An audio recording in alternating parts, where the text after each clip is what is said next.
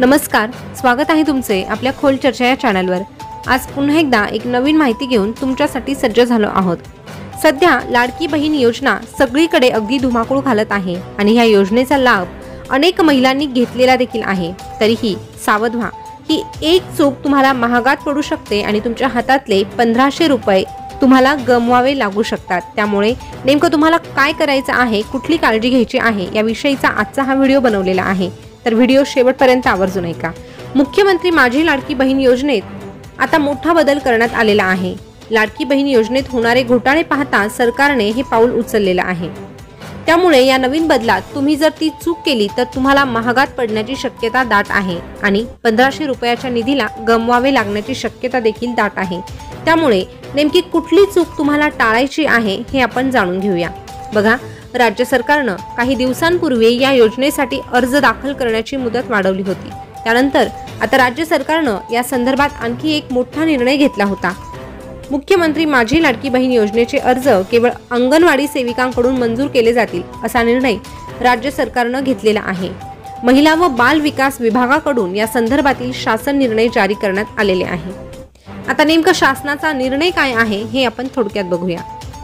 राज्य सरकारच्या महिला व बाल विकास विभागाने मुख्यमंत्री माझी लाडकी बहीण योजनेच्या अर्जाच्या प्रक्रियेसंदर्भातील घेतलेल्या निर्णयानुसार मुख्यमंत्री माझी लाडकी बहीण या योजनेअंतर्गत राज्यातील सर्व महिला लाभार्थ्यांना सप्टेंबर 2024 मध्येही या योजनेअंतर्गत नोंदणी सुरू ठेवण्यास मान्यता देण्यात आली। या योजनेसाठी आधी नागरी व ग्रामीण भागातील बालवाडी सेविका, अंगणवाडी सेविका, समूह संघटक, मदत कक्ष प्रमुख, आशा सेविका, सेतू सुविधा केंद्र, अंगणवाडी पर्यवेक्षिका, ग्रामसेवक व आपले सरकार सेवा केंद्र यांना अर्ज स्वीकारण्यास प्राधिकृत करण्यात आलं होतं। मात्र सरकारच्या नव्या निर्णयानुसार आता अंगणवाडी सेविका व्यतिरिक्त इतर सर्व प्राधिकृत व्यक्तींना अर्ज स्वीकृतीचे देण्यात आलेले अधिकार रद्द करण्यात आलेले आहे।